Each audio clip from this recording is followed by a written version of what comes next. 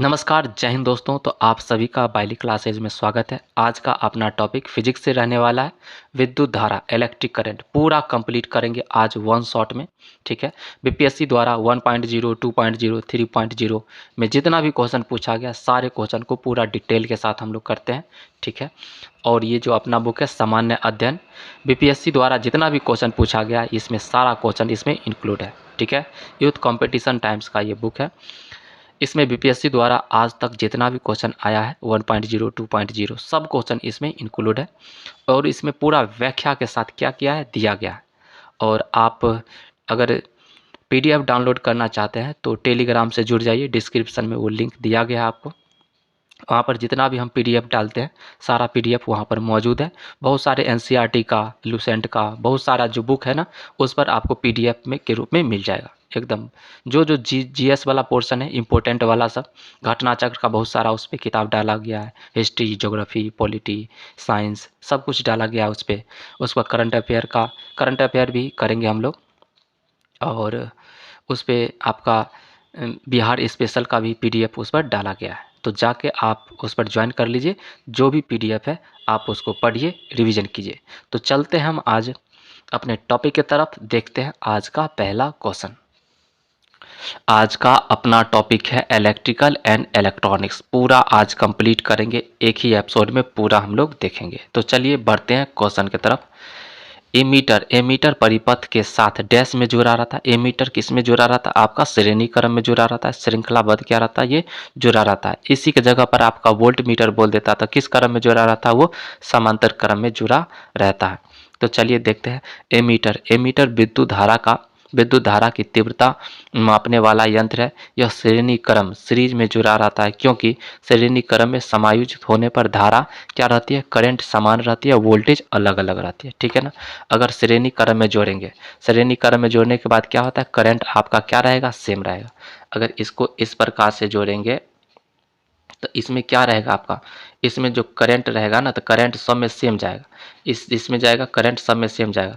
लेकिन इसके जो बीच का विभवांतर होता है, सबके जो पोटेंशियल होता है ना, विभव होता है ना, विभव क्या होता है आपका? अलग अलग होगा। ठीक है। तो इसको कभी भी जोड़ा जाता है तो एमीटर को किस में जोड़ा जाता है? आपको श्रेणी क्रम में जोड़ा जाता है। ठीक है। और वोल्ट मीटर आता है तो वोल्ट मीटर को हम लोग किस में जोड़ते हैं? वोल्ट मीटर को समांतर क्रम में जोड़ा जाता है। वोल्ट मीटर को कैसे जोड़ा जाता है? आपका समांतर क्रम में जोड़ा जाता है। देखिए ये समांतर क्रम में सर्किट है। ठीक है। तो इसको वोल्ट मीटर को इस प्रकार से क्या किया जाता है? जोड़ा जाता है। तो इसमें जितना भी करंट बहेगा ना, इसमें करंट बहेगा तो सारा में जो करंट, इसमें करंट बह गया I1, इसमें बह गया I2, इसमें बहा आपका I3 बहेगा। और यहाँ से यहाँ तक अगर पोटेंशियल की बात करते हैं, वोल्टेज की बात करते हैं, तो सब में क्या हो जाएगा? वोल्टेज समान होगा। सब में वोल्टेज क्या होगा? समान होगा। लेकिन करंट क्या हो जाएगा आपका? इसमें अलग अलग करंट अलग अलग होगा, लेकिन वोल्टेज क्या होता है? इसमें समान होता है। तो वोल्ट मीटर को हम लोग किस में जोड़ते हैं? हम लोग समांतर क्रम में जोड़ते हैं। किस में जोड़ते हैं? इसको समांतर क्रम में जोड़ा जाता है। और एमीटर को किस में जोड़ा जाता है? इसको श्रेणी क्रम में। इसको किसे जोड़ते हैं हम लोग? श्रेणी क्रम में जोड़ते हैं। इतना बात को क्या करिएगा? याद रखिएगा। तो चलिए बढ़ते हैं नेक्स्ट क्वेश्चन पे। अगला है क्या क्वेश्चन? दो विद्युत आवेशों के बीच लगने वाले बल को निम्नलिखित में से किस नियम से प्रतिपादित किया जाता है? किस नियम से प्रतिपादित किया जाता है? तो कूलाम के नियम से क्या किया जाता है? प्रतिपादित किया जाता है। ठीक है ना। तो कूलाम के नियम दो बिंदु आवेशों के बीच लगता है। कूलाम का नियम किसके बीच है? दो बिंदु आवेशों के बीच में लगता है। इसको बोल दिए Q1, इसको क्या बोल दिए? Q2। और इसके बीच की दूरी क्या है? आपका R। तो कूलाम बल होता है F equal to K Q1 Q2 बटा में क्या होता है आपका? R square. तो जो दोनों, कूलम का नियम क्या बोलता है? दोनों आवेशों के गुणनफल के समान, जो बल इसके बीच में जो बल लगेगा ना, तो दोनों आवेशों के गुणनफल, ये आवेश और ये आवेश, दोनों आवेशों के गुणनफल के समानुपाती तथा इसके बीच की दूरी के वर्ग के क्या होता है? व्युत्क्रमानुपाती होता है। ये किसका नियम है? ये कूलम का नियम है। ठीक है। और के का मान होता है आपका 1/4 पाई एप्सिलॉन होता है। ठीक है। इतना याद रखिएगा। चलिए देखते हैं।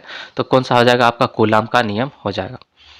दो विद्युत आवेशों के बीच लगने वाले बल को कूलाम का नियम से प्रतिपादित किया जाता है। कूलाम का नियम कहता है कि दो बिंदु आवेशों के लिए संबद्ध स्थिर विद्युत बल आवेशों के परिणामों के गुणनफल के समानुपाती तथा आवेशों के बीच के दूरी के वर्ग के क्या होता है, व्युत्क्रमानुपाती होता है। इसे सी से प्रदर्शित किया जाता है।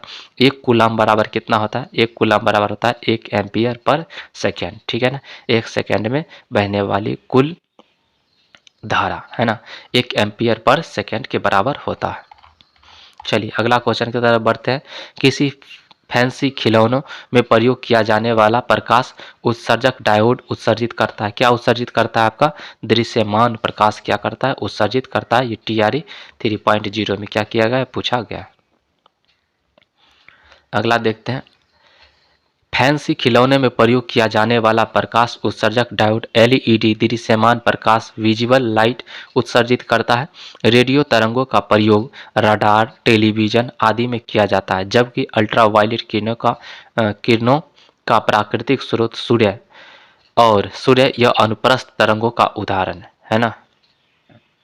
अगला क्वेश्चन की तरफ बढ़िए। सड़क प्रकाश में प्रयोग आने वाले बल्बों को जोड़ा जाता है। किस क्रम में जोड़ा जाता है, आपको श्रेणी क्रम में जोड़ा जाता है कि नहीं। किस सॉरी श्रेणी क्रम में नहीं जोड़ा जाता, इसको समांतर क्रम में जोड़ा जाता है। किस में जोड़ा जाता है, समांतर क्रम में जोड़ा जाता है। श्रेणी क्रम में जोड़ेंगे ना तो कोई बॉल ज़्यादा बढ़ेगा, कोई बॉल ज़्यादा चमकेगा, कोई बॉल क्या होगा आपका कम चमकेगा। तो इसको कैसे हम लोग जोड़ते हैं, इसको समांतर क्रम में जोड़ते हैं। समांतर क्रम में इसलिए जोड़ा जाता है कि सम वोल्टेज क्या जाएगा, आपका सेम जाएगा, तो चमकेगा भी सब समान चमकेगा। ठीक है ना। ये BPSC TRE 3.0 में पूछा। सड़क प्रकाश में उपयोग में आने वाले बल्बों को समांतर क्रम में जोड़ा जाता है क्योंकि बल्बों को श्रेणी क्रम में जोड़ने से प्रकाश में गिरावट आएगी। अगर श्रेणी क्रम में जोड़ेंगे ना तो कोई बल्ब ज़्यादा बढ़ेगा, कोई बल्ब कम बढ़ेगा। क्यों ऐसा होता है, ऐसा इसलिए होगा क्योंकि वोल्टेज सब में समान नहीं जाएगा, जिससे क्योंकि श्रेणी क्रम में जोड़ते हैं तो आपका क्या हो जाता है, करंट तो सेम रहता है, वोल्टेज अलग अलग हो जाता है, जिससे यह इसके रेटेड ल्यूमेन से कम चमक देता है। इसलिए बल्बों में रेटेड ल्यूमेन बनाए रखने के लिए इसे समांतर क्रम में क्या किया जाता है, जोड़ा जाता है। अगला क्वेश्चन पर बढ़िए।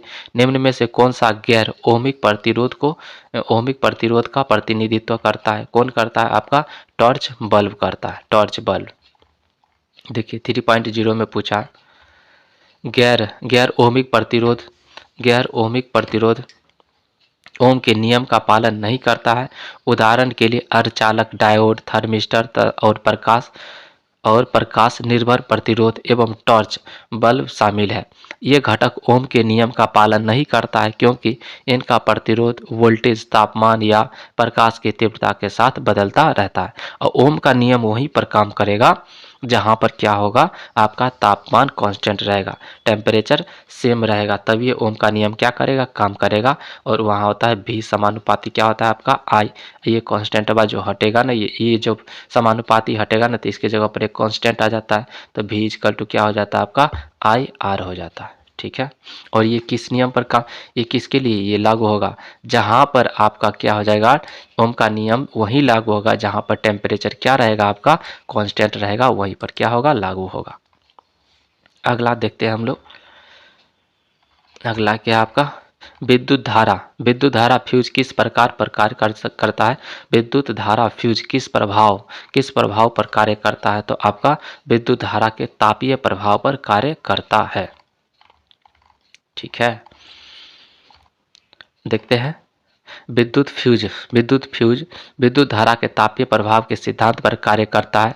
जब निर्धारित मात्रा से अधिक विद्युत धारा फ्यूज से गुजरती है तो अत्यधिक गर्म होने के कारण पिघल जाता है, मेल्ट हो जाता है तथा सर्किट टूट जाता है। जो तार है ना, चालक वो क्या करेगा, टूट जाएगा एवं धारा प्रवाहित होना बंद हो जाएगा। ठीक है।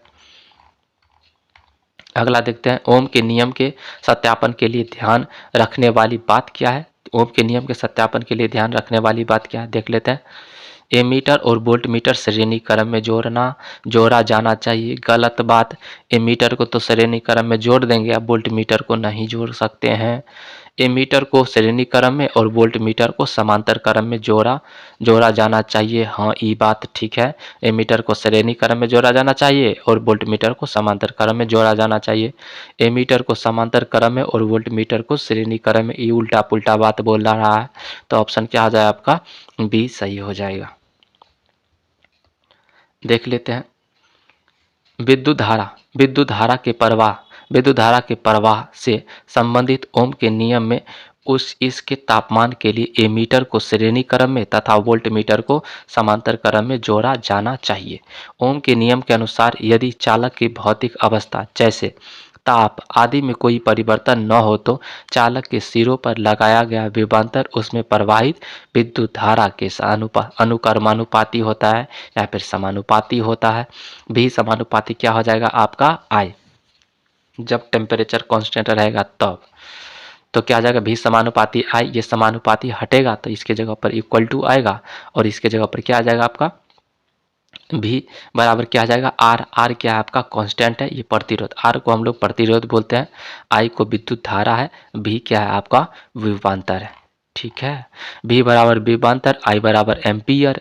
एम्पियर विद्युत धारा का एसआई मात्रक क्या होता है आपका? एम्पियर होता है। प्रतिरोध का एसआई मात्रक क्या होता है? ओम होता है। ठीक है, वह नियतांक जिस पर चालक का प्रतिरोध कार्य करता है। अगला 176 नंबर, विद्युत विभव को मापने के लिए किस उपकरण का प्रयोग किया जाता है? किस उपकरण का प्रयोग किया जाता है? तो आपको वोल्ट मीटर का प्रयोग करते हैं। किसका प्रयोग करते हैं? वोल्ट मीटर का प्रयोग करते हैं और गैल्वेनोमीटर का भी प्रयोग करते हैं। विद्युत विभव इलेक्ट्रिक पोटेंशियल को वोल्ट मीटर और गैल्वेनोमीटर द्वारा मापा जाता है। किसी धनात्मक आवेश को अनंत से विद्युत क्षेत्र के किसी बिंदु तक लाने में किए गए कार्य W एवं आवेश का मान क्या हो जाएगा आपका? Q not. इसी क्यू नॉट को तो ला रहे थे, है ना, के अनुपात को उस बिंदु का विद्युत विभव कहा जाता है। यह एक अदिश राशि है जिसका एसआई मात्रक क्या होता है? वोल्ट होता है। इसका एसआई मात्रक क्या होता है आपका? वोल्ट होता है। तो विद्युत विभव को हम लोग भी इजकल टू क्या हो जाएगा आपका? W बटा में क्यू नॉट। W बटा में क्या आ जाएगा? Q not. ये जो आवेश है ना, ये आवेश को अनंत से किसी बिंदु तक लाने में जो कार्य करना पड़ता है, इसी को हम लोग क्या कहते हैं? विद्युत विभव कहते हैं। ठीक है, लेकिन विभवांतर की बात करते हैं तो विभवांतर किसको बोला जाता है? विभवांतर की बात करते हैं तो किसी आवेश को एक बिंदु से दूसरे बिंदु तक ले जाने में जो कार्य करना पड़ता है उसको हम लोग क्या कहते हैं? उसको विभवांतर कहते हैं। विभवांतर का भी यही फार्मूला आता है, भी इजकल टू W बटा में क्या होता है? क्यू, है ना। विभवांतर का भी क्या है? यही फार्मूला है। तो चलिए बढ़ते हैं अगला।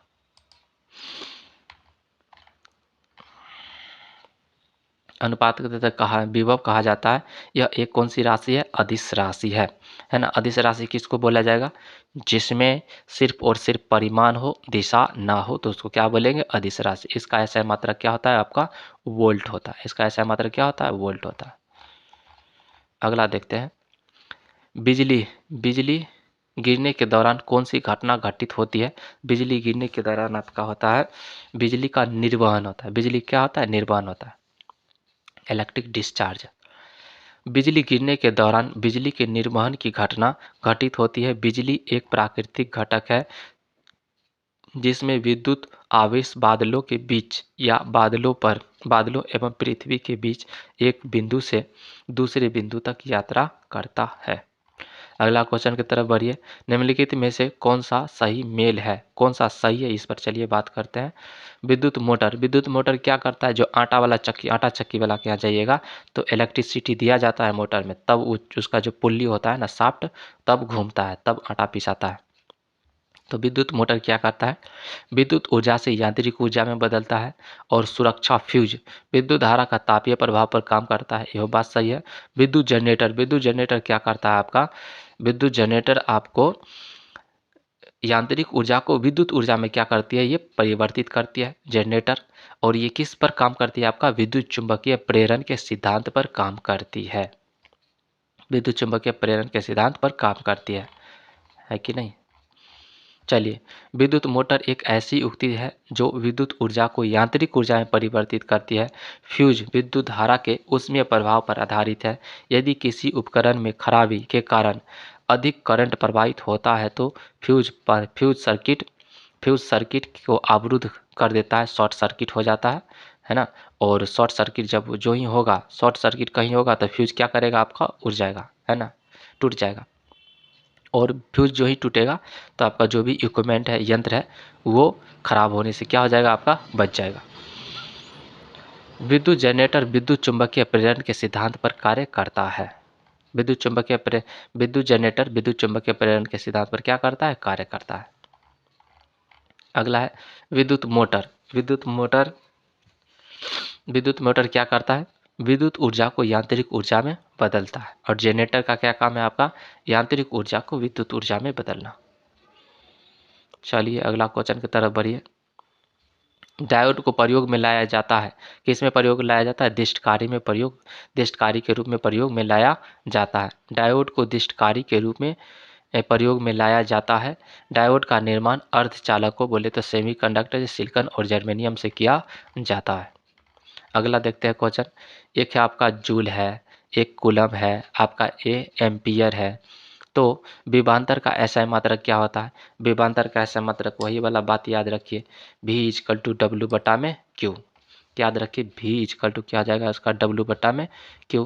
तो इसका मात्रक तो जूल हो गया, इसका तो जूल हो गया, और इसका क्या आ जाएगा, आपका कूलम। तो जूल पर कूलम, ये बात तो सही हो गया। और वोल्ट भी होता है, ये बात भी क्या हो जाएगा, सही होगा। अगर देखिए विद्युत धारा की बात करता है तो करंट, विद्युत धारा किसको कहते हैं, विद्युत धारा किसको कहते हैं, आवेशों के प्रवाह के दर को ही क्या कहा जाता है, विद्युत धारा कहा जाता है। तो इसको हम लोग Q इक्वल टू IT लिख सकते हैं कि नहीं लिख सकते हैं, आराम से लिख सकते हैं। इसका विद्युत धारा का क्या होता है, एम्पियर होता है, और समय का क्या होता है, आपका सेकेंड होता है। तो V इक्वल टू W बट्टा में क्या लिख देंगे, W बट्टा में A और AT हो जाएगा। W बट्टा में क्या आ जाएगा आपका, W बट्टा में क्या आ जाएगा, IT हो जाएगा, ये वाला W बट्टा में IT हो जाएगा।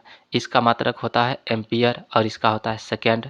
तो क्या हो जाएगा, इसका कुल मिला के क्या आंसर निकल जाएगा, इसका जूल पर एम्पियर पर सेकेंड। तो इसका मतलब ये भी क्या हो जाएगा, आपका सही हो जाएगा, यानी सब क्या है, आपका सही है। ठीक है, देखते हैं विभवांतर की SI इकाई वोल्ट होता है, इसे V द्वारा व्यक्त किया जाता है। दो बिंदुओं के बीच विद्युत क्षमता में अंतर को क्या कहते हैं, विद्युत विभवांतर कहा जाता है। चलिए अगला क्वेश्चन। विद्युत विभवांतर की इकाई होती है, क्या होती है, वोल्ट होती है। विद्युत विभवांतर की इकाई क्या होती है, आपका वोल्ट होती है। किसी चालक का प्रतिरोध समानुपाती होता है, किसी चालक का प्रतिरोध किसके समानुपाती होता है, ये किसके समानुपाती होगा, लंबाई के समानुपाती होगा। अगर लंबाई बढ़ाएंगे तो प्रतिरोध भी क्या करेगा, बढ़ेगा। लंबाई घटाएंगे तो प्रतिरोध भी क्या करेगा, आपका घटेगा। देख लेते हैं। किसी चालक पदार्थ का प्रतिरोध उस चालक पदार्थ से होकर धारा के प्रवाह में उत्पन्न होने वाली बाधा की माप होता है। किसी चालक पदार्थ का प्रतिरोध R निम्न प्रकार से प्रदर्शित किया जाता है, निम्न प्रकार से प्रदर्शित किया जाता है। देखिए तो R इजकल टू क्या हो जाएगा, आपका R is equal to row L/A होता है। R इजकल टू क्या होता है, आपका R इजकल टू होता है रो L बट्टा में क्या होता है, आपका A। तो अगर आपको लंबाई बढ़ेगा तो प्रतिरोध भी, ये तो दोनों समानुपाती है कि नहीं। अगर इसको ये कांस्टेंट मान लीजिए, ये क्या है, आपका कांस्टेंट है, तो R समानुपाती क्या हो जाएगा, आपका L के, और R व्युत्क्रमानुपाती क्या हो जाएगा, आपका A के। ठीक है, अगर एरिया बढ़ाएंगे तो प्रतिरोध क्या करेगा, आपका घटेगा। लंबाई बढ़ाएंगे तो प्रतिरोध भी क्या करेगा, आपका बढ़ेगा। लंबाई को घटाएंगे तो प्रतिरोध भी क्या करेगा, घटेगा। एरिया को अगर घटाएंगे तो प्रतिरोध क्या हो जाएगा, आपका बढ़ेगा। एरिया को क्या करेंगे हम लोग, एरिया को घटाएंगे तो प्रतिरोध क्या करेगा, बढ़ेगा। और एरिया को बढ़ाएंगे तो प्रतिरोध क्या करेगा, आपका घटेगा। और जो प्रतिरोध होता है टेम्परेचर के भी समानुपाती होता है, ताप के भी समानुपाती होता है। जो ही टेम्परेचर बढ़ेगा तो प्रतिरोध भी क्या कर जाएगा, आपका बढ़ जाएगा। इस प्रकार से क्या करिए, याद रखिए। ये रो होगा, रो इसको क्या बोलता है, विशिष्ट प्रतिरोध। इसको क्या बोला जाता है, विशिष्ट प्रतिरोध। यहाँ पर रो को क्या बोला जाता है, आपका रो को बोला जाता है आपका विशिष्ट प्रतिरोध बोला जाता है। ठीक है, रो को क्या बोला जाता है, आपका रो ऐसे लिखा था। रो को क्या बोलते हैं हम लोग, विशिष्ट प्रतिरोध बोलते हैं। ये तो आपका क्या आ जाएगा, चालक पदार्थ का अनुप्रस्थ काट क्षेत्रफल। अनुप्रस्थ काट क्षेत्रफल इसको बोला जाता है। ये मान लीजिए ये चालक, इतना मोटा तो तार नहीं होता है, कोई कोई होता है केबल वाला इतना, इससे ज़्यादा भी मोटा होता है। तो ये वाला आपका जो ये एरिया है ना, गोल गोल वाला एरिया, तो इसको क्या बोलते हैं, अनुप्रस्थ काट क्षेत्रफल। इसको हम लोग ए से डिनोट करते हैं। लंबाई को किससे डिनोट करते हैं, एल से डिनोट करते हैं। अगला क्वेश्चन पर बढ़िए। इलेक्ट्रॉन की 284 नंबर क्वेश्चन, इलेक्ट्रॉन का प्रवाह निम्नलिखित में से क्या कहलाता है। इलेक्ट्रॉन का प्रवाह निम्नलिखित में से क्या कहलाता है, आपका विद्युत धारा कहलाता है। क्या कहलाता है, विद्युत धारा कहलाता है। आवेशों के प्रवाह की दर को ही क्या कहा जाता है, विद्युत धारा कहते हैं। इलेक्ट्रॉन का प्रवाह विद्युत धारा कहलाता है। विद्युत धारा ऋणात्मक आवेशों का प्रवाह है। विद्युत धारा किसका प्रवाह है, ऋणात्मक आवेशों का प्रवाह है, जिन्हें इलेक्ट्रॉन कहते हैं, है ना। इलेक्ट्रॉन पर चार्ज क्या होता है, आपका नेगेटिव चार्ज होता है। धारा प्रवाह की दिशा इलेक्ट्रॉन के प्रवाह के विपरीत होता है। धारा की दिशा, अगर करंट क्या कर रहा है, इधर की तरफ बह रहा है, ठीक है ना, तो जो इलेक्ट्रॉन होगा, इलेक्ट्रॉन का डायरेक्शन होगा जस्ट विपरीत, एक्स के विपरीत, है ना, इधर की तरफ, है ना। तो याद रखिएगा, धारा का प्रवाह का दिशा के प्रवाह के विपरीत होता है। किसका दिशा, इलेक्ट्रॉन का दिशा। अगला क्वेश्चन पर बढ़िए। 3.0 में पूछा है, इस चैप्टर से एकदम बहुत क्वेश्चन पूछता है बीपीएससी। किसी परिपथ में कौन सा पद विद्युत पावर को प्रदर्शित नहीं करता है, तो विद्युत पावर को प्रदर्शित नहीं करता है, तो पी ये नहीं प्रदर्शित करता है, आई आर स्क्वायर, ठीक है ना। वी आई करता है, आई स्क्वायर आर भी करता है। ये ऑप्शन ए हो जाएगा। आई आर स्क्वायर किसी परिपथ में विद्युत पावर को प्रदर्शित नहीं करता है। विद्युत शक्ति दर प्रति यूनिट समय होता है, जिस पर विद्युत ऊर्जा एक विद्युत परिपथ द्वारा संचालित होता है। किसी चालक के सिरों के बीच का विभवांतर भी है, तो उसमें प्रवाहित धारा आई हो, तो ओम का नियम से क्या हो जाएगा, भी समानुपाती क्या हो जाएगा, आई हो जाएगा। तो भी इक्वल टू क्या हो जाएगा आपका, आई आर। आर क्या है आपका, आर क्या है, नियतांक बोले तो कांस्टेंट है। आर क्या है, नियतांक, ये क्या है आपका, कांस्टेंट है। नियतांक ये क्या आ जाएगा आपका, कांस्टेंट। ओम के नियम के अनुसार स्थिर ताप पर किसी चालक में प्रवाहित होने वाला धारा चालक के सिरों के बीच विभवांतर के क्या होता है, समानुपाती होता है। 286 नंबर क्वेश्चन, किलो हर्ज एक इकाई है जो मापती है, किसको मापती है, विद्युत चुंबकीय रेडियो तरंग आवृत्तियों को क्या करती है, ये मापती है।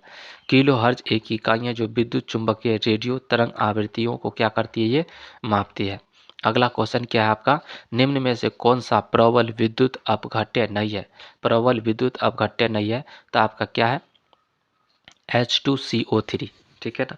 विद्युत अपघट्य किस में हो जाएगा, जिसमें इलेक्ट्रिसिटी क्या हो जाए, प्रवाहित हो जाए। तो जो आयन में टूटेगा, है ना, जो आयन में टूटेगा उसी में विद्युत धारा प्रवाहित होगा, है ना। NaOH, है ना, ये आयन में क्या करेगा, टूट जाएगा। KOH भी टूट जाएगा, HCl भी टूट जाएगा, लेकिन आपको H2CO3 नहीं टूटेगा, पॉजिटिव निगेटिव में नहीं टूटेगा, ठीक है। देख लेते हैं, H2CO3 कार्बोनिक एसिड प्रबल विद्युत अपघट्य नहीं है। प्रबल विद्युत अपघट्य नहीं है, इससे इलेक्ट्रिसिटी पास नहीं करेगा। प्रबल विद्युत अपघट्य नहीं है क्योंकि कार्बोनिक एसिड को सामान्यतः श्वसन एसिड के रूप में वर्णित किया जाता है, क्योंकि यह गैसीय अवस्था में मानव फेफड़ों द्वारा निकाला जाने वाला एकमात्र एसिड है। यह बाइकार्बोनेट और कार्बोनेट लवण बनाने वाला एक कमजोर अम्ल है। कार्बोनिक एसिड को हवा का acid, aerial acid, carbon dioxide solution या डाइहाइड्रोजन कार्बोनेट भी कहते हैं। जबकि NaOH, है ना, NaOH भी हो सकता है, NaCl भी हो सकता है। NaOH उसके बाद NaOH, अगर NaCl का विलयन है तो उसमें भी क्या हो जाएगा, विद्युत धारा प्रवाहित होगा। जैसे कि पानी में नमक घोल देंगे ना, तो भी उसमें विद्युत धारा प्रवाहित होगा। NaOH हो गया, HCl हो गया, KOH हो गया, प्रबल विद्युत अपघट्य है। अगला देखते हैं, निम्नलिखित में से कौन सा फोटो इलेक्ट्रिक उपकरण डिजिटल अनुप्रयोगों के लिए सबसे उपयुक्त है। तो आपका क्या आ जाएगा, फोटो वोल्टेइक से, क्या आ जाएगा आपका, फोटो वोल्टेइक से। Photovoltaic cell photoelectric उपकरण डिजिटल अनुप्रयोगों के लिए सबसे उपयुक्त है। फोटो वोल्टेइक सेल एक अर्धचालक उपकरण है जो प्रकाश ऊर्जा को सीधे विद्युत ऊर्जा में परिवर्तित कर देता है। तो फोटोवोल्टेइक सेल क्या करता है, प्रकाश ऊर्जा को एक भाग से किस में बदल देता है, आपका विद्युत ऊर्जा में बदल देता है। अगला क्वेश्चन क्या है, एक युक्ति जो विद्युत परिपथ के रक्षण के लिए उपयोग की जाती है कहलाती है, क्या कहलाती है, आपका फ्यूज कहलाती है ना। विद्युत परिपथ को ये क्या करता है, रक्षा करता है, शॉर्ट सर्किट होने से क्या करता है, ये बचाता है ना। जो भी इक्विपमेंट यंत्र है उसको सुरक्षा प्रदान करता है। जो ही ज़्यादा करंट सप्लाई होगा है ना, तो ये क्या हो जाता है, मेल्ट हो जाता है, टूट जाता है। फ्यूज वह युक्ति है जिसे विद्युत परिपथ में रक्षक हेतु प्रयोग किया जाता है। फ्यूज में प्रयोग होने वाले धातु का गलनांक निम्न होता है। इसका धातु का गलनांक क्या होता है, निम्न होता है। चालकता क्या होती है, इसकी उच्च होती है। अत्यधिक उच्च विद्युत को परिपथ में गुजरने से क्या करता है, ये बचाता है। अगला है, विद्युत परिपथ में फ्यूज तार का प्रयोग किया जाता है। किस लिए प्रयोग किया जाता है, अत्यधिक उच्च विद्युत को परिपथ से गुजरने से रोकने के लिए इसका प्रयोग किया जाता है। अगला क्वेश्चन पर चलिए बढ़ते हैं। एलईडी प्रकाश उत्सर्जक डायोड है ना, लाइट इमिटिंग डायोड के संदर्भ में कौन सा कथन गलत है, आपको गलत वाला बताना है। तो एलईडी प्रकाश स्रोत ऊर्जा की कम खपत करता है, ये तो बात सही है। एलईडी प्रकाश बल्बों से अधिक अवधि तक कार्य करता है, ये बात भी सही है। अगला, एलईडी में पारा प्रयुक्त होता है जो मनुष्य के लिए हानिकारक है, पारा प्रयोग नहीं किया जाता इसमें, डायोड होता है इसमें। एलईडी का ट्रैफिक सिग्नल लाइटों में प्रयोग किया जाता है, हाँ इसका प्रयोग किया जाता है। सी ऑप्शन क्या आ जाएगा, आपका गलत हो जाएगा। एलईडी प्रकाश उत्सर्जक डायोड अन्य प्रकाश स्रोत की तुलना में ऊर्जा की कम खपत करता है एवं यह प्रकाश बल्बों की अपेक्षा अधिक अवधि तक कार्य करता है। वर्तमान में एलईडी का उपयोग ट्रैफिक सिग्नल लाइटों में भी किया जाता है। इसका मुख्य प्रकाशोत्पादक घटक में गैलियम आर्सेनाइड है जो विद्युत ऊर्जा को प्रकाश ऊर्जा में बदलता है। ठीक है, तो गैलियम आर्सेनाइड होता है जो विद्युत ऊर्जा को किस में बदलता है, आपका प्रकाश ऊर्जा में बदलता है। एलईडी में पारे का प्रयोग नहीं किया जाता है। इस प्रकार प्रश्नानुसार दिए गए विकल्प में सी क्या हो जाएगा, गलत है। तो गलत वाला को तो चुनना था। अगला क्वेश्चन, निम्नलिखित में से किस प्रकार का लेजर प्रिंटर में प्रयोग किया जाता है। तो अर्धचालक लेजर होता है। कौन सा होता है, आपका अर्धचालक लेजर होता है। लेजर प्रिंटर में अर्धचालक लेजर का प्रयोग किया जाता है। अर्धचालक लेजर आकार और उपस्थिति में बहुत छोटा है। यह ट्रांजिस्टर के समान होता है और इसमें एलईडी जैसा ऑपरेशन होता है, लेकिन आउटपुट बीम में लेजर लाइट की विशेषता होती है। अगला क्वेश्चन की तरफ बढ़िए। एक सामान्य शुष्क सेल में विद्युत अपघट्य होता है। एक सामान्य शुष्क सेल में विद्युत अपघट्य होता है आपका अमोनियम क्लोराइड। विद्युत अपघट्य इसमें क्या होता है, आपका अमोनियम क्लोराइड का प्रयोग किया जाता है। शुष्क सेल में, सूखा सेल में अमोनियम क्लोराइड का प्रयोग किया जाता है। सल्फ्यूरिक जो अम्ल होता है, सल्फ्यूरिक एसिड होता है, तो वो वाला इसमें प्रयोग किया जाता है, जिसमें बैटरी में प्रयोग किया जाता है, जिसमें पानी वाला बैटरी में प्रयोग किया जाता है सल्फ्यूरिक एसिड, है ना। देखते हैं, एक सामान्य शुष्क सेल में अमोनियम क्लोराइड विद्युत अपघट्य के रूप में होता है। शुष्क सेल एक विद्युत रासायनिक सेल है। शुष्क सेल क्या है, एक विद्युत रासायनिक सेल है जिसका प्रयोग टॉर्च, ट्रांजिस्टर, रेडियो आदि उपकरणों में किया जाता है। इसमें द्रव का प्रयोग नहीं होता है ना, द्रव का प्रयोग इसमें नहीं किया जाता है। जिसमें सल्फ्यूरिक अम्ल प्रयोग किया जाता है ना, ये द्रव वाला है बैटरी। तो इसमें क्या है, इसमें जिसका प्रयोग टॉर्च, ट्रांजिस्टर, रेडियो आदि उपकरणों में किया जाता है, इसमें द्रव का प्रयोग नहीं होता है, जिसके कारण इसे शुष्क सेल कहा जाता है, सूखा सेल कहते हैं।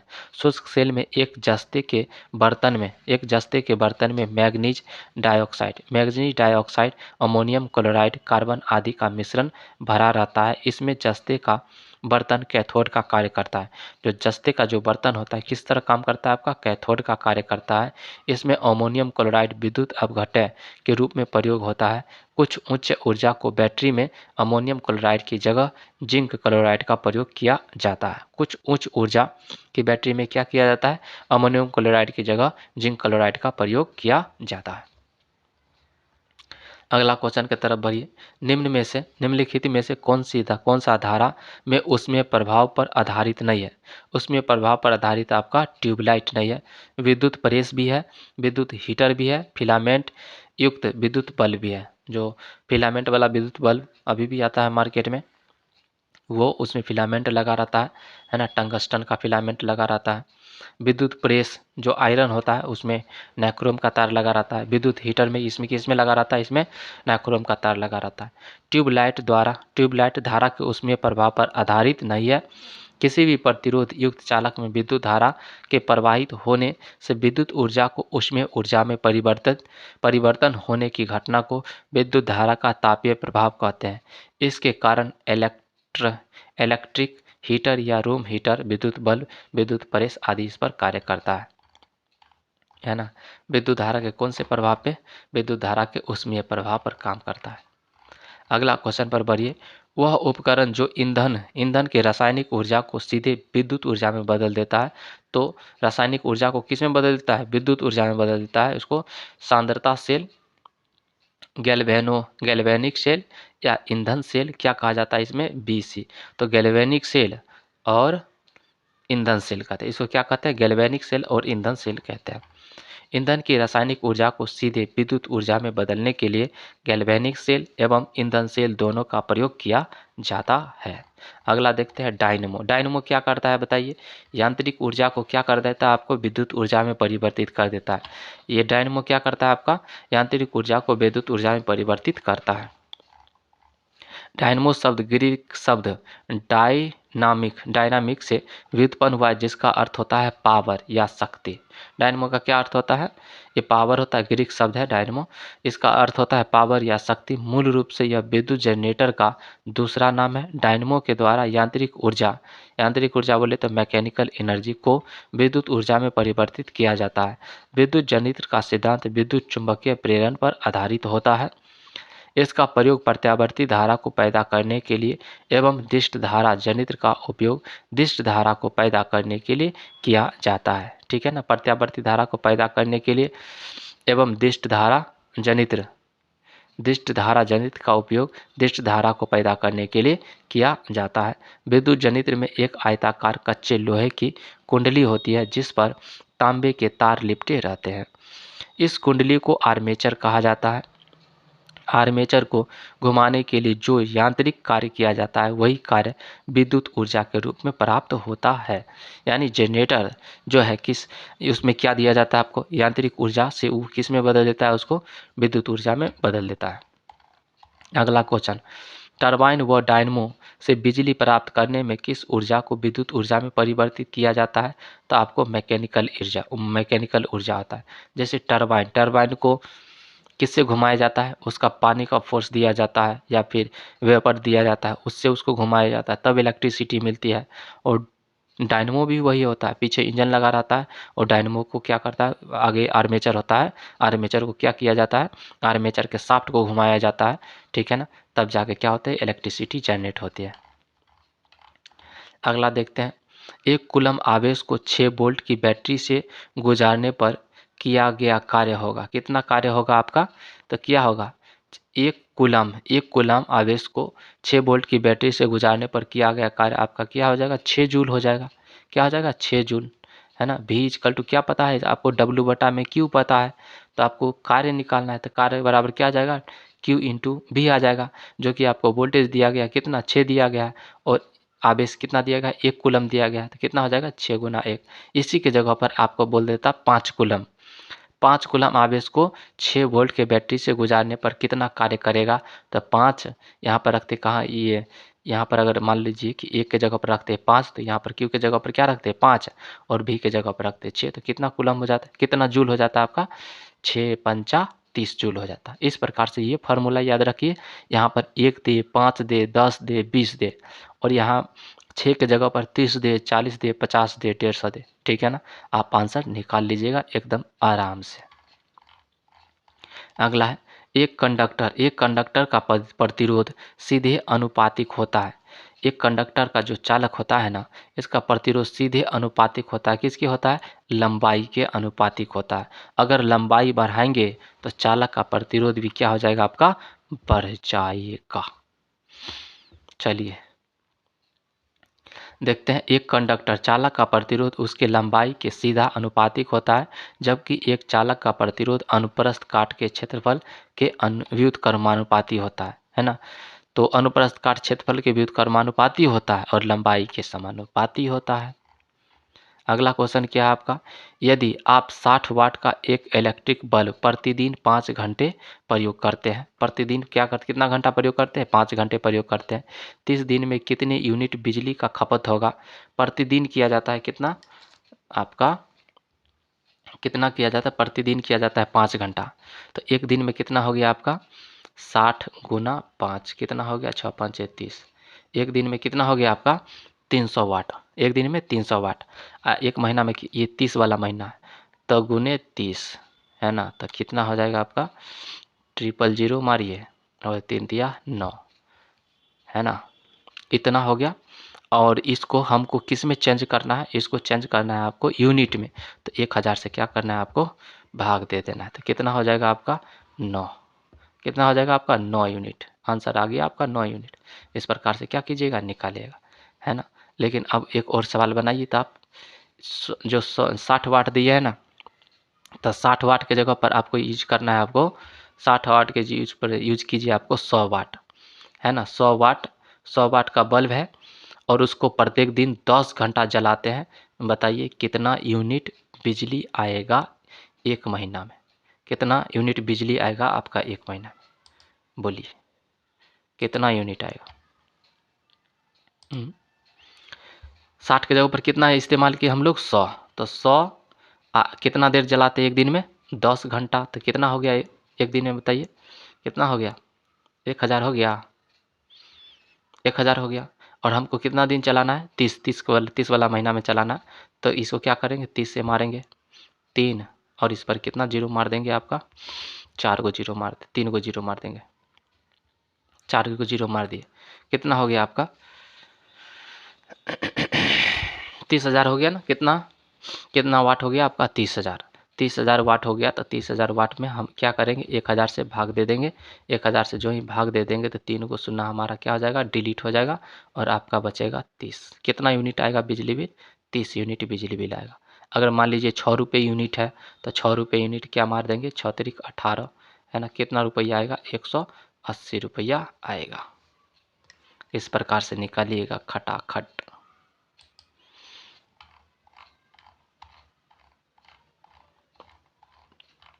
अगला है, सप्लाई लाइन में शक्ति को उच्च वोल्टता पर स्थानांतरित किया जाता है। सप्लाई लाइन में शक्ति को उच्च वोल्टता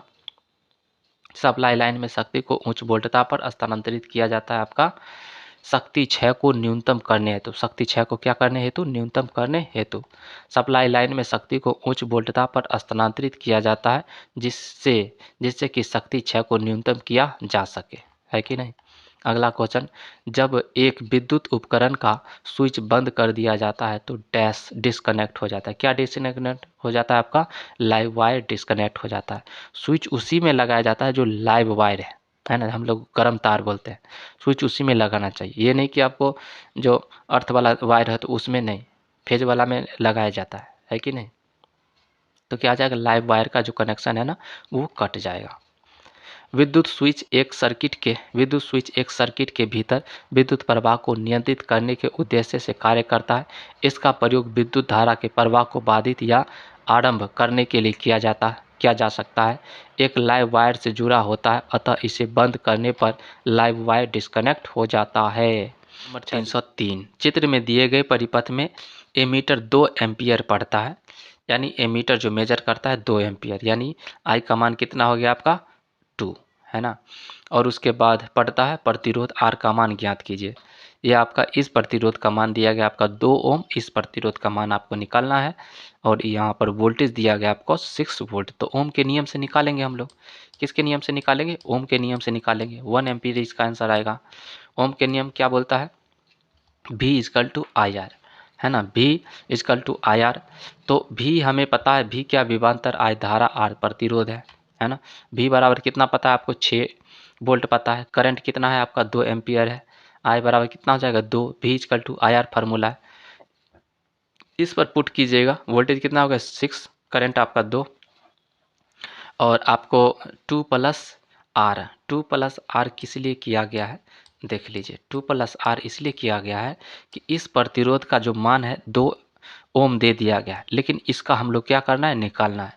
तो 2 प्लस आर लिखेंगे ना, क्योंकि सीरीज में जो भी प्रतिरोध रहता है, जो भी प्रतिरोध का मान होता है ना, सब क्या करता है, आपका जुड़ जाता है।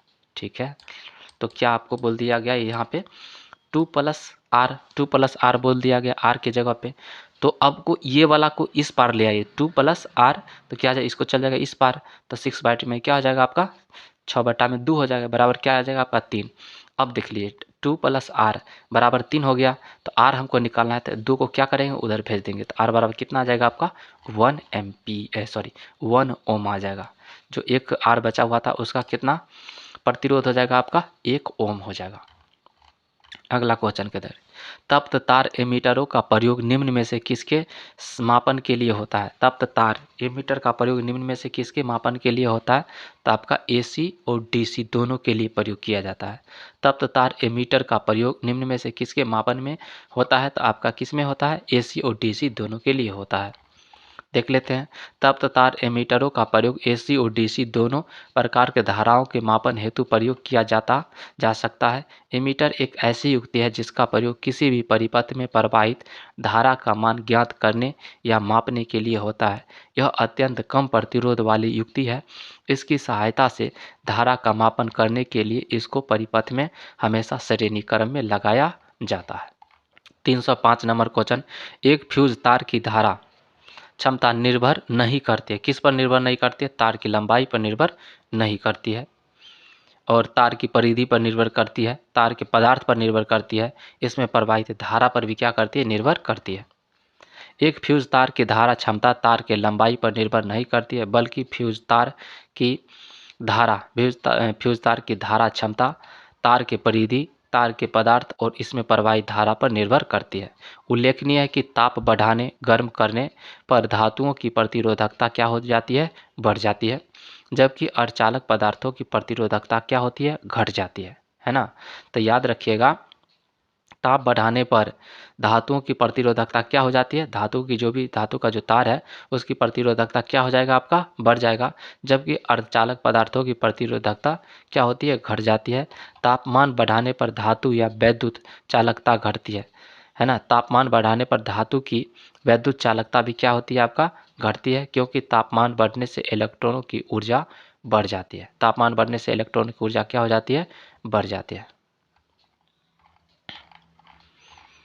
अगला देखते हैं क्वेश्चन, गर्म करने पर एक अर्धचालक का प्रतिरोध, गर्म करने पर एक अर्धचालक का प्रतिरोध क्या होता है, घटता है। गर्म करने पर अर्धचालक का प्रतिरोध क्या होता है, सेमीकंडक्टर का जो प्रतिरोध क्या हो जाता है, आपका घट जाता है। तापमान बढ़ाने पर धातु का वैद्युत चालकता क्या करती है, घटती है, क्योंकि तापमान बढ़ाने पर वैद्युत चालकता क्या होती है, घटती है। क्यों घटती है, तापमान बढ़ने से इलेक्ट्रॉन की ऊर्जा क्या हो जाती है, बढ़ जाती है। ताप बढ़ने से इलेक्ट्रॉन की ऊर्जा क्या हो जाती है, बढ़ जाती है।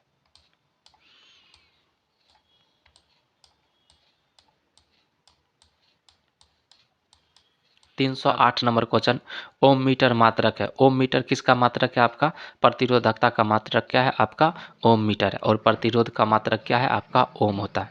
प्रतिरोध का मात्रक आपका ओम होता है, और ओम मीटर किसका मात्रक है, आपका प्रतिरोधकता का मात्रक ओम मीटर होता है। ओम मीटर प्रतिरोधकता का मात्रक है। जब किसी चालक में विद्युत धारा प्रवाहित की जाती है तो चालक में गतिशील इलेक्ट्रॉन अपने मार्ग में आने वाली परमाणुओं से निरंतर टकराती रहती है, जिससे उसकी ऊर्जा का ह्रास होता है। इसे ही प्रतिरोध कहा जाता है। प्रतिरोध का मात्रक क्या होता है, आपका ओम होता है। अगला क्वेश्चन देख लीजिए, एक तार की लंबाई दोगुनी करने पर उसका प्रतिरोध हो जाएगा, क्या हो जाएगा, लंबाई को बढ़ाएंगे, लंबाई और प्रतिरोध में समानुपाती का गुण होता है, ठीक है ना। लंबाई बढ़ाएंगे तो प्रतिरोध भी क्या हो जाएगा, आपका बढ़ जाएगा। तो 2 गुना बढ़ाएंगे तो कितना बढ़ेगा, आपका 2 गुना। अगर लंबाई 4 गुना बढ़ाएंगे तो कितना बढ़ेगा, आपका 4 गुना। अगला देख लेते हैं, एक तार की लंबाई दोगुनी करने पर उसका प्रतिरोध दोगुना हो जाएगा। तार का प्रतिरोध तार की लंबाई की क्या होता है, समानुपाती होता है, R समानुपाती L होता है। इस प्रकार तार की लंबाई दोगुनी करने पर तार का प्रतिरोध भी दोगुना हो जाता है। अगला क्वेश्चन की तरफ बढ़िए। दो समांतर प्रतिरोध सर्किट का कुल प्रतिरोध कितना है आपका, 1.403 है, किलो ओम है। यदि एक प्रतिरोध का मान 2.0 किलो ओम है तो दूसरे प्रतिरोध का मान आपको क्या करना है, ज्ञात करना है। तो दूसरे प्रतिरोध का मान हो जाएगा 4.70 किलो ओम। चलिए इसका विश्लेषण हम लोग देख लेते हैं। दो समांतर प्रतिरोध वाले सर्किट का कुल प्रतिरोध कुल प्रतिरोध दिया गया है आपका, दो समांतर प्रतिरोध है और उसका कुल प्रतिरोध आपको दे दिया गया है। कितना दिया गया है आपका, जैसे कि दो समांतर, मान लीजिए कि एक ये वाला प्रतिरोध है और दूसरा ये वाला प्रतिरोध है, ये समांतर में जुड़ा हुआ है। तो इसका कुल प्रतिरोध आपको R दिया गया है। कितना दिया गया है, 1.403 दिया गया, 1.403 दिया गया, 1.403 दिया गया है ना।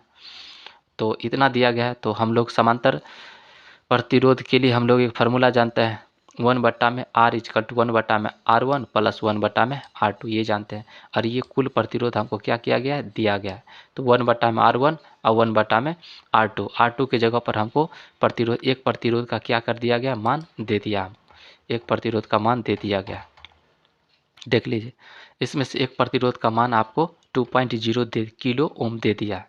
तो दूसरा प्रतिरोध का निकालना है ना, दूसरा प्रतिरोध का क्या करना है, आपको मान निकालना है। यानी बात करते हैं तो ये वाला एक प्रतिरोध है, ये वाला, और दूसरा प्रतिरोध आपका ये वाला। तो एक प्रतिरोध इसका एक का मान दे दिया आपका, एक का मान कितना दे देगा, 2.0 दे गया, और इसका मान क्या करना है, आपको निकालना है। और कुल प्रतिरोध की बात करते हैं, परिणामी जो है प्रतिरोध का मान कितना है, 1.403, ये आपको पता है। तो इस यहाँ से कैलकुलेशन कीजिए, है ना। 1/में क्या हो जाएगा आपका, 1.403, 1/में R1 प्लस 1/में 2.0, एक प्रतिरोध का मान तो आपको मिल गया। दूसरा इसका निकालना, तो इसको इस पार ले आएंगे, इसको उस पार भेज देंगे। 1/में 1.403 माइनस इधर आएगा तो माइनस हो जाएगा, क्या हो जाएगा, 1.20। इस प्रकार से इसको आप क्या कीजिए, इसको कटम पिटम कीजिए, है ना। इसमें क्या करेगा, आपको आंसर आ जाएगा। 311 नंबर क्वेश्चन, फराडे स्थिरांक है। फराडे स्थिरांक है आपका सार्वभौमिक, फराडे स्थिरांक है आपका सार्वभौमिक स्थिरांक है। फराडे क्या है आपका, सार्वभौमिक स्थिरांक है। चलिए ये और देख लेते हैं। इसमें एक मोल इलेक्ट्रॉनों पर स्थित कुल आवेशों की मात्रा को फराडे स्थिरांक कहते हैं। यह सार्वभौमिक स्थिरांक है। इसका प्रतीक F है। इसका प्रतीक क्या है, F है।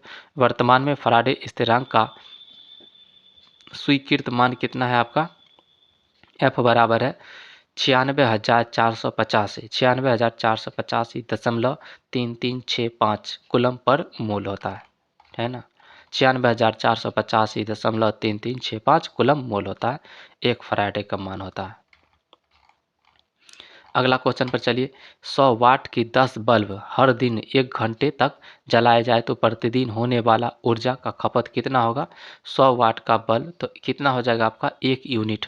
कितना यूनिट आएगा आपका, 1 यूनिट, 1 किलोवाट। देख लीजिए 100 वाट है, 1 घंटे जला रहे हैं, 100 वाट का है और 1 घंटे जला रहे हैं, तो प्रतिदिन होने वाले ऊर्जा का खपत कितना हो जाएगा, 1 घंटा जला रहे हैं ना, और 10 गो बल्ब है, 10 गुना 100 कितना हो जाएगा आपका, 1000 हो जाएगा। 1000 को अगर 1000 से भाग दीजिएगा तो कितना निकल के आ जाएगा, 1 यूनिट निकल के आ जाएगा। 1 वाट, 1 किलो वाट बराबर कितना होता है आपका, 1 किलो वाट बराबर होता है 1000 वाट। अगला क्वेश्चन पर चलिए, डायोड एक ऐसी युक्ति है जो विद्युत धारा को बाध्य करती है केवल एक दिशा में प्रवाहित होने के लिए, है ना। डायोड एक ऐसी युक्ति है जो विद्युत धारा को बाध्य करती है केवल एक दिशा में प्रवाहित होने के लिए। डायोड एक ऐसी युक्ति है जिसमें विद्युत धारा एक दिशा में बहती है। अगला क्वेश्चन पर बढ़िए, भारत में विद्युत आपूर्ति प्रणाली में कौन सा प्रचल, है ना, पैरामीटर स्थिर रखा जाता है। तो क्या स्थिर रखा जाता है? आवृत्ति को स्थिर रखा जाता है। भारत में विद्युत आपूर्ति प्रणाली में कौन सा प्राचल बोले तो पैरामीटर स्थिर रखा जाता है? तो आवृत्ति स्थिर रखा जाता है। भारत में आपूर्ति किए जाने वाले विद्युत धारा की आवृत्ति प्रत्येक जगह स्थिर रखी जाती है। भारत में सप्लाई किए जाने वाले विद्युत की आवृत्ति कितना होती है? 50 हर्ट्ज हो जाती है। 315 नंबर क्वेश्चन, निम्नलिखित में से कौन विद्युत का सर्वोत्तम चालक है? सर्वोत्तम चालक की बात करते हैं तो शुद्ध जल में भी क्या हो जाएगा आपका? इलेक्ट्रिसिटी पास हो जाएगा। शीतल जल में भी हो जाएगा, गर्म जल में भी हो जाएगा। आशुद्ध जल, इसमें विद्युत धारा, आशुद्ध जल विद्युत का क्या होता है? कुचालक होता है। ठीक है। अशुद्ध जल विद्युत का चालक नहीं होता है, क्योंकि इसमें किसी प्रकार का आयन नहीं पाए जाते हैं। यह उदासीन प्रकृति का होता है, अतः अशुद्ध जल में धारा का प्रवाह नहीं होगा। शुद्ध जल, शीतल जल तथा गर्म जल में आसानी से गर्म जल में आयनों की उपस्थिति के कारण विद्युत के चालन होगा। अगला क्वेश्चन पर चलिए। एसी को डीसी में रूपांतरित करने के लिए निम्न युक्ति का प्रयोग किया जाता है। किसका प्रयोग किया जाता है? दिष्टकारी का प्रयोग किया जाता है, रेक्टिफायर का प्रयोग किया जाता है। दिष्टकारी का प्रयोग किया जाता है। एसी को डीसी में रूपांतरित करने के लिए दिष्टकारी रेक्टिफायर का प्रयोग किया जाता है। डायोड में विद्युत धारा का प्रवाह केवल एक ही दिशा में होता है ना। डायोड जो होता है ना, उससे विद्युत धारा का प्रवाह क्या होता है? केवल एक ही दिशा में होता है, क्योंकि यह एक दिशीय युक्ति होती है। इसलिए एसी को डीसी में बदलने के लिए दिष्टकारी का प्रयोग किया जाता है। अगला क्वेश्चन की तरफ बढ़ते हैं। विद्युत हीटर की कुंडली किस पदार्थ की बनती है? विद्युत हीटर की कुंडली किस पदार्थ की बनती है? तो नाइक्रोम की बनती है। विद्युत हीटर की कुंडली नाइक्रोम धातु की बनी होती है। नाइक्रोम धातु निकेल, लोहा, क्रोमियम की मिश्र धातु है। यह अत्यंत गर्मी पैदा करने वाली धातु है। इसका उच्च ताप पर शीघ्र ऑक्सीकरण नहीं होता है। इसकी प्रतिरोधकता अधिक होती है। इसकी प्रतिरोधकता क्या होती है? अधिक होती है। अगला देखिए, उदासीन तार का रंग क्या होता है? उदासीन तार का रंग आपका काला होता है। जिसमें फेज होता है ना, जिसमें करंट बहती है, उस तार का रंग क्या होता है? आपका लाल होता है ना। उदासीन तार का रंग कैसा होता है? आपका उदासीन तार का रंग काला होता है, और फेज होता है उसका रंग लाल होता है। और हरा होता है आपका, कौन सा तार होता है? हरा, जो अर्थ किया जाता है ना, उसका रंग क्या होता है? आपका हरा होता है। भूतार में जिसका प्रयोग करते हैं।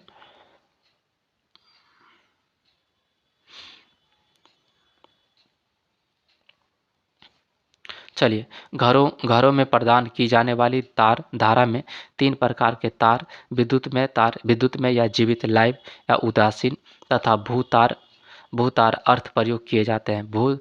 विद्युत में या जीवित तार को सामान्यतः लाल रंग, उदासीन तार को सामान्यतः काले रंग तथा भू तार या अर्थ को सामान्यतः हरे रंग का दिया जाता है। चलिए अगला क्वेश्चन देख लेते हैं हम लोग।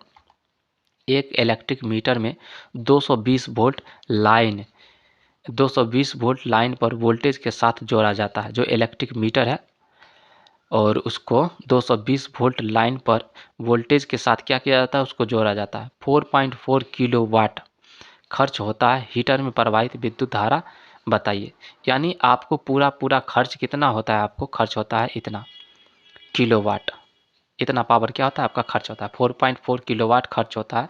तो हीटर में प्रवाहित विद्युत धारा के मान निकालना है आपको, करंट का मान को क्या करना है? निकालना है। तो P equal to V I formula होता है एक, याद रखिए। P इजकल टू फार्मूला क्या होता है? V I. P equal to क्या होता है? Formula V I. पावर का फार्मूला आता है P equal to V I formula होता है। ई का आ जाता है बीच में। P इजकल टू फार्मूला क्या होता है? आपका वी आई होता है। तो वी आई होता है, आपको करंट पूछा है तो आई बराबर क्या आ जाएगा? आपका P अपॉन क्या आ जाएगा? आपका P अपॉन भी हो जाएगा। P अपॉन क्या आ जाएगा? भी। हमें P भी पता है, P भी दिया गया है ना, और भी दोनों पता है हमें। तो P कितना है आपका? 4.4 किलो वाट। तो 1 किलो में कितना होता है? 1000 है ना। तो 4.4 गुना 1000 वाट बटा में 220 वोल्ट, तो कितना आ जाएगा आपका? आंसर आ जाएगा 20 एम्पियर आ जाएगा आंसर। ठीक है। ये P equal to V I formula याद रखिए, पावर का फार्मूला आता है। 320 नंबर क्वेश्चन, निम्न में से कौन सी धातु रोशनी के बल्बों में फिलामेंट के रूप में प्रयोग होती है? तो फिलामेंट के रूप में टंगस्टन का प्रयोग किया जाता है। और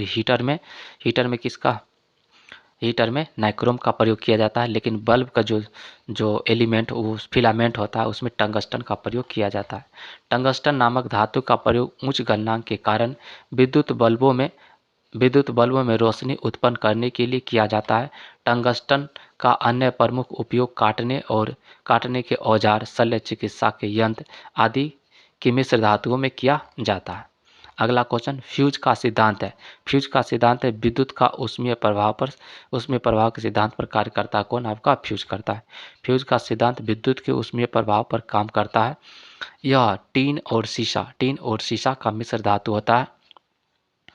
इसमें टीन और सीसा मिलाया जाता है। इसमें टीन कितना रहता है? 66% आपका टीन रहता है, या कहीं 67% टीन रहता है, और 33% आपका क्या रहता है? इसमें सीसा रहता है।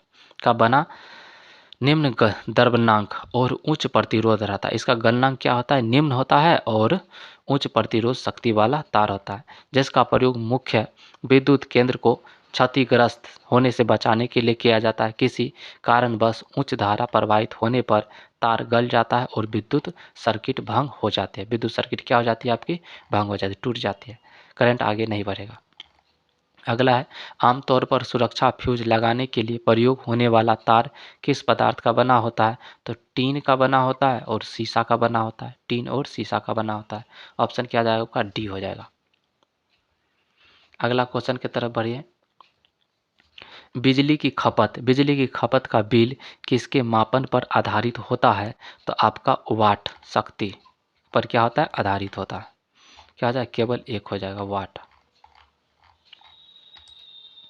देखते हैं, बिजली की खपत का बिल वाट द्वारा मापा जाता है। वाट विद्युत शक्ति का इकाई है जो प्रति सेकेंड 10⁷ अर्घ या 1 जूल कार्यांतर के समतुल्य होता है। एक अश्व शक्ति बराबर होता है 746 वाट होता है। एमकेएस प्रणाली में शक्ति का इकाई भी क्या है? आपका वाट है। जब वस्तु 1 सेकेंड में 1 जूल कार्य करता है तो उसकी शक्ति 1 वाट होती है। 1 वाट 1 जूल पर सेकेंड होता है। ठीक है। एम्पियर द्वारा विद्युत धारा की माप व्यवहारतः इसी कारण से की जाती है। किसी संवाहक में 1 कूलम की दर से प्रवाहित होने वाली विद्युत धारा को 1 एम्पियर कहा जाता है। अगला है अतिचालक का लक्षण। अतिचालक का लक्षण क्या है बताइए? अनंत पारगम्यता होता है। अतिचालक का लक्षण क्या होता है? अनंत पारगम्यता होता है। अतिचालक किसी चालक पदार्थ में विद्युत प्रतिरोध से संबंधित है। इसकी खोज 1911 में केमरलिंग ओन्स ने किया था। साधारणतः चालक धातुओं का प्रतिरोध ताप कम करने पर घटता जाता है। साधारणतः धातुओं का जो प्रतिरोध होता है ना, ताप कम करने पर क्या करता है? घटता है, तथा एक निम्न ताप पर आकर रुक जाता है। अतिचालकता की अवस्था में धातुओं में विद्युत धारा बगैर किसी बाह्य विद्युत स्रोत से बहती रहती है। धातुओं की अतिचालकता चुंबकीय क्षेत्र के द्वारा नष्ट हो जाती है। यदि अतिचालकता धातुओं में बहने वाली धारा काफ़ी अधिक हो तो यह धारा स्वयं के चुंबकीय क्षेत्र के कारण अतिचालकता को नष्ट कर देती है। चलिए अगला नंबर क्वेश्चन पर बढ़ते हैं। पंखे की रफ्तार किस पर निर्भर करती है बताइए? वोल्टेज पर निर्भर करती है, क्योंकि हमारे घर में जो सप्लाई आती है समांतर क्रम में जो भी इक्विपमेंट जोड़ा जाता है वो समांतर क्रम में जोड़ा जाता है। समांतर क्रम में करंट अलग अलग होता है, नहीं, हाँ, करंट क्या होता है? सब में आपको सेम बहेगा, लेकिन वोल्टेज क्या होता है? आपका अलग अलग रहता है। ठीक है। तो जो भी इक्विपमेंट है किस पर डिपेंड करेगा? आपको वोल्टेज पर डिपेंड करेगा। अगर वोल्टेज ज़्यादा रहेगा तब रफ्तार से पंखा चलेगा, और वोल्टेज कम रहेगा तब पंखा घुरुर घुरुर घुरुर घुरुर घुरुर घुरुर चलेगा। ठीक है ना। अगला देखते हैं, पंखों की रफ्तार वोल्टेज पर निर्भर करता है। पंखे की गति को नियंत्रित करने के लिए इसमें एक रेगुलेटर लगाया जाता है ना, जो वोल्टेज को बदलता है और गति को नियंत्रित करता है। अगला देखते हैं, विद्युत संचरण ट्रांसमिट इलेक्ट्रिसिटी के लिए उच्च वोल्ट ग्रिड का प्रयोग किया जाता है। कारण क्या है? आपका ऊष्मा की हानि को क्या करता है? ये कम करता है। विद्युत संचरण ट्रांसमिट इलेक्ट्रिसिटी के लिए उच्च वोल्ट ग्रिड का प्रयोग किया जाता है। कारण क्या है आपका, ऊष्मा की हानि को क्या करता है, ये कम करता है। चलिए देखते हैं इसका विश्लेषण। विद्युत संचरण के लिए उच्च वोल्ट ग्रिड का उपयोग ऊष्मा की हानि को कम करने के लिए किया जाता है।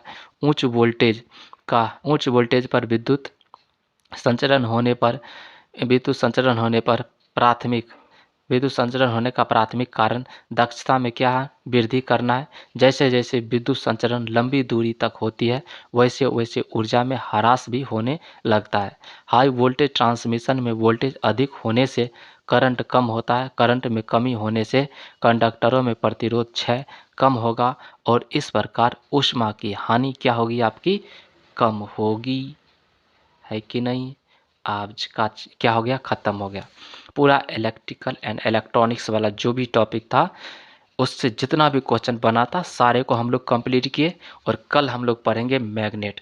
देख लीजिए बीपीएससी टीआरई 1.0, 2.0, 3.0, 3-4 चैप्टर है ना, भयंकर क्वेश्चन पूछा जाता है यहाँ से।